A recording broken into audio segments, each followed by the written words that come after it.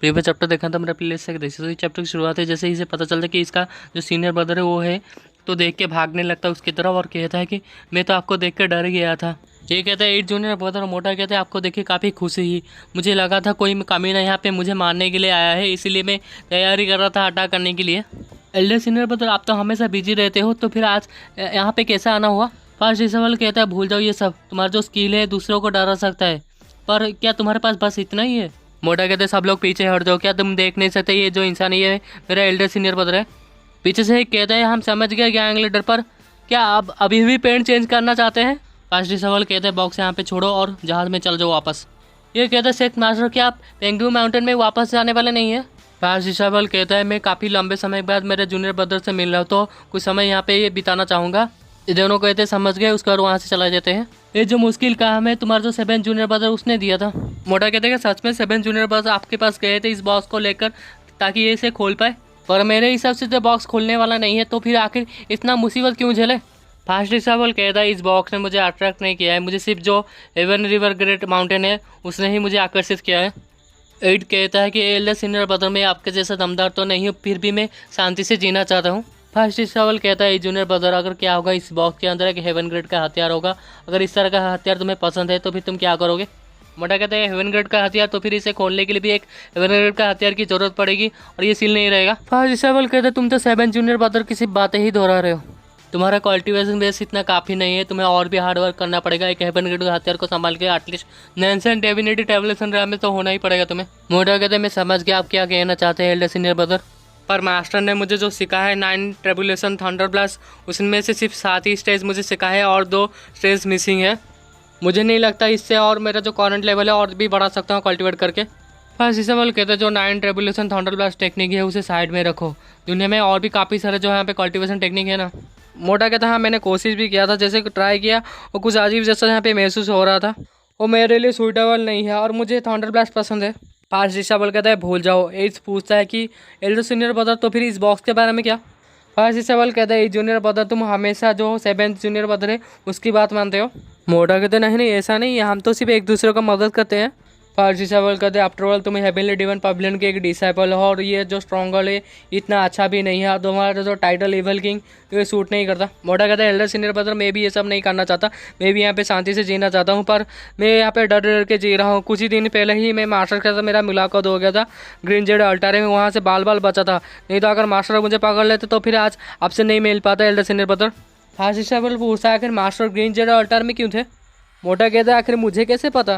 Fast इसबल कहता जो green Z Alt है वो राइटर सेट की टेरिटोरी है, क्या तुम्हें डर नहीं लगता? जो जैंग उसान है वो शायद तुम्हें मार भी सकता है।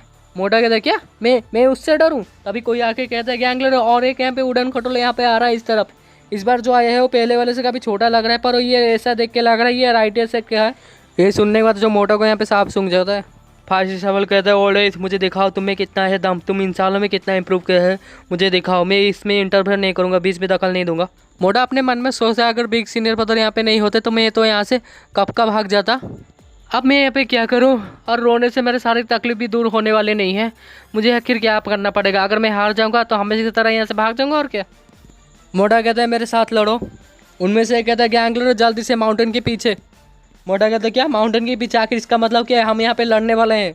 सारे भाइयों अपनी हिम्मत जुटाओ, जिसके पास कल्टीवेशन बेस नहीं है वो जाके छुप जाए, मिस्टिंग रैम और कॉन्सेडिंग रैम वो जाके ट्रैप बिछाएं, जो बामा रैम से ऊपर है सारे इकट्ठा हो जाए।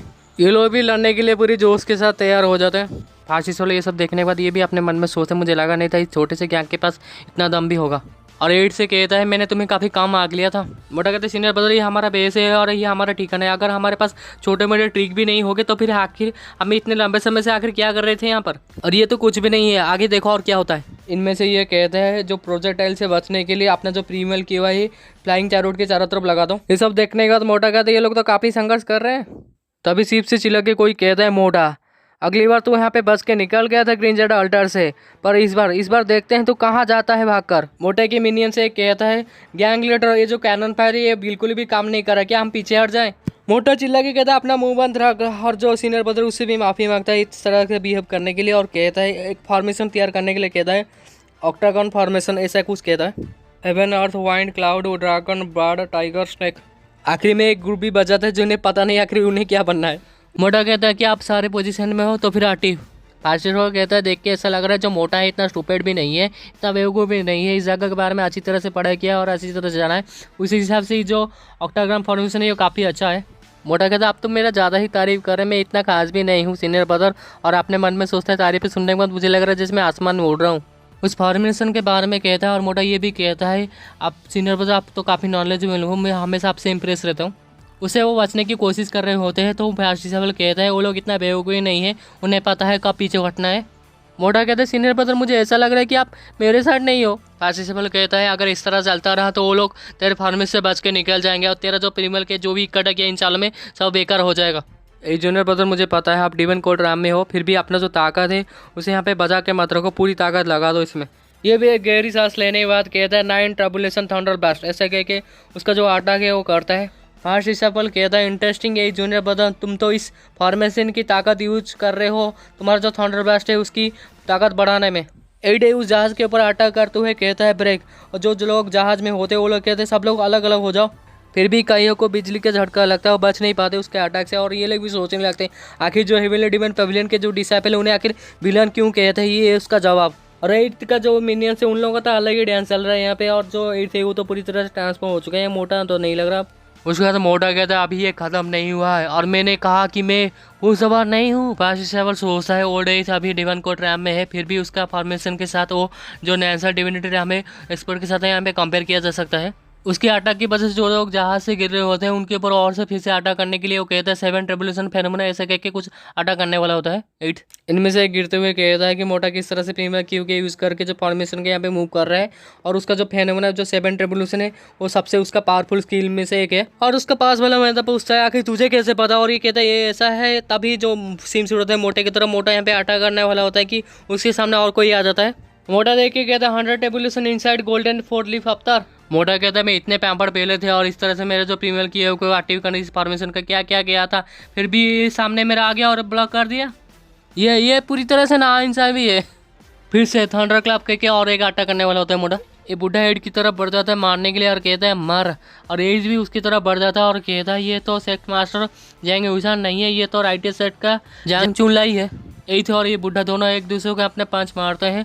जो बूढ़ा है वो कहता है ऐसा ही लगा ही था, जो हेवनली डिवाइन पेविलियन के डिसेबल ऐसा ही है और डिवाइन कोड राम में रहते हुए इतना तो कर ही सकते हैं। मोटा कहता है बकवास करना बंद कर, मैं जब गया था ग्रीन जेड अल्टर में अटैक करने के लिए तब तो तू वहाँ पे नहीं था, आप यहाँ पे आ गया है। ये बूढ़ा कहता है डिवाइन कोड रैम का कल्टीवेटर डिवाइन कोड रैम का कल्टीवेटर ही होता है, तुझे लगता है इस फॉर्मेशन की मदद से तू मुझे हरा पाएगा। ये सारा फाइट चुपचाप जो फार्सिसल वो तो देख रहा है दूर से, और जो एड थे वो कहता है तुझे क्या लगता है तू मुझे रोक पाएगा, अगर हिम्मत तो रोक के दिखा। मोटा यहाँ पे कुछ तो करता है और ये देखने के बाद जो बूढ़ा अपने मन में सोचता है आप लाइट हाफ ट्रैक आखिर ये फॉर्मेशन के साथ क्या कर रहे हैं, मुझे लगा नहीं था जो टाइगर रेंज की गैंग के पास इतना पावरफुल फॉर्मेशन होगा, और मैंने चारों तरफ भी देख लिया, इससे ज़्यादा ताकतवर कोई आसपास मुझे दिख भी नहीं रहे हैं। फांसी साल अपने मन में सोचा जो राइटर्स के बूढ़ा है इतना बेवकूफ़ भी नहीं है, जो ओल्ड एज थे वो उसका कल्टिवेशन बेस थोड़ा सा कमज़ोर है, पर वो एक हेवनली डिवाइन पेविलियन का डिसाइपल है। इस वजह से जो इन सालों में काफ़ी सारे जो लोग हैं ओल्ड एज की जान लेने में यहाँ पे कोशिश की है, फिर भी अभी तक कोई कामयाब नहीं हुआ, क्योंकि ओल्ड एज के पास अभी भी काफ़ी सारे ट्रिप्स एंड ट्रिक्स है। ऐसा नहीं होता तो आखिर इतना लंबा समय से आखिर वो कैसा जी पाता। उसके साथ साथ जो सेवन का भी तो सपोर्ट है। ये बिजली देखने के बाद इनमें से एक कहता है तो काफ़ी कुछ अपना जो एनर्जी है कॉन्डेंस कर लिया है। इस फॉर्मेंस की मदद से इसका जो पावर है ऑलरेडी यहाँ पे नासा डेबिलिटी टाइविसन नाम के ऊपर ही जा रहा है। पीछे से एक डगला करता है आखिर ये कैसा हो सकता है, और ये कहता है कि ऐसा लग रहा है कि हमने काफ़ी काम आगे लिया जो एक डिसेबल है हेवनली डिवाइन पेविलियन की। मोटा आपने पावर अप करने के बाद इन लोगों के ऊपर अटैक कर देते हैं, जैसे ही अटैक लगता है ये लोग चिल्लाने लगते हैं। और ये जो बुढ़ा है वो कहता है मैंने तुम्हें पहले भी कहा था जो डिवाइन कोड रैम के हो वो कुछ भी नहीं कर सकते, तुम इतने ताकतवर नहीं। और जो बुढ़ा है अपना जो इनसाइड अवतार है 100 टेबलेशन है उसे यहाँ पे एक्टिव होता है। ये देख के मैं तो मोटा क्या था क्या 5 लीफ गोल्डन लोटस, आखिर मैंने क्या ही किया था, मैंने किसका क्या बिगड़ा था, हमेशा मेरे साथ ऐसा ही क्यों होता है। ये सब देखने के बाद जो फास्ट डिसेबल अपने मन में सोचता ही है तो अपने ताकत छुपा रहा था, और ये अपने ताकत छुपाने में काफ़ी अच्छा भी है। इनसाइड अप के बारे में और राम के बारे में काफ़ी कुछ बताता है जो मैं कट कर रहा हूँ। जो बुढ़ा है यहाँ पे अटैक करने के लिए आगे बढ़ जाते हैं और कहता है ये ले ऐसे कह के जो मोटा के ऊपर यहाँ पे अटैक कर देता है। मोटा कहता है डाउस प्लाम प्रिंट, और जो अटैक है काफ़ी जोर से लगता है। मोटा जाके दूर जाके गिरता है उसका जो मिनियन है, और इसके सारे जो मिनियन से एक साथ चिल्लाते हैं गैंग लीडर तो दूर जाके गिरता है। और मोटा कहता है डैम है यार। बूढ़ा मोटे की तरफ देख के कहता है क्या तो अभी तक मारा नहीं है, मुझे लगा तो मर गया होगा। हम दोनों की कल्टीवेशन बेस में काफ़ी ज़्यादा बड़ा डिफरेंट है, फिर भी तू यहाँ पे बस गया, तुझे ज़्यादा चोट भी नहीं लगा है। मोटा भी हंसते हुए कहता है, ए बूढ़े तुझे भी ये उम्मीद नहीं था ना। और यहीं पे ये चैप्टर खत्म।